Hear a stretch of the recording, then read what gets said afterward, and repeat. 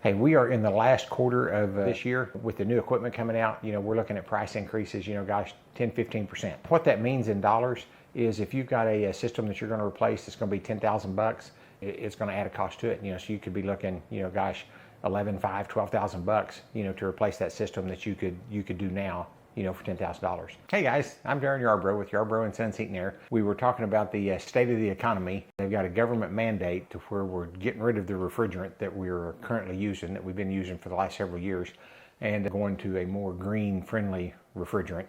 The refrigerant that we're using now is R410A. By the end of this year, they have to quit making units that have 410A in it, and we're going to a new refrigerant, which is 454.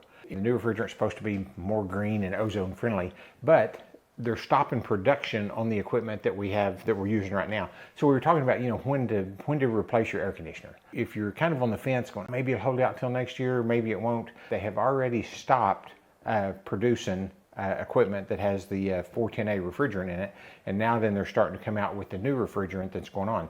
So any equipment that they've got, they can continue to sell until the end of the year. And then after the end of the year, they can't sell it anymore, and then we've got to go to the new refrigerant. So by doing that, price increases are coming.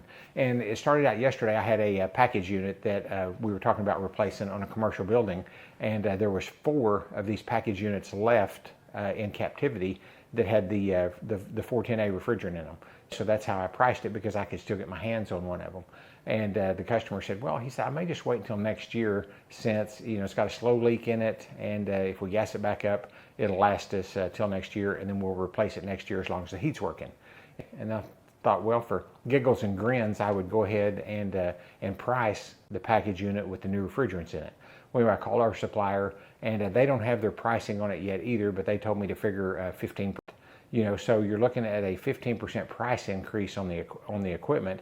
But then by the time you associate all the other costs that goes in with it, to install it, and the labor and the cranes and the electrical and everything that goes with it, the price increase was about 9%.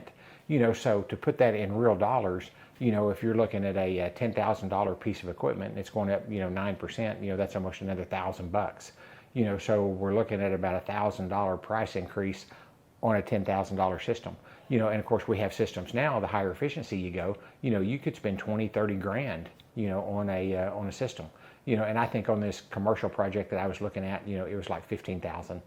So by the time we got through, it was going to add another 2,000 bucks, to this system.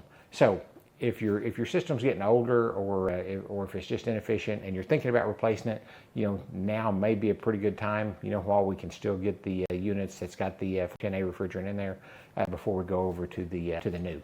And at this time, we haven't installed a system with the new refrigerant in there, so I don't know any of the problems or nuances that we're going to have with that type of equipment.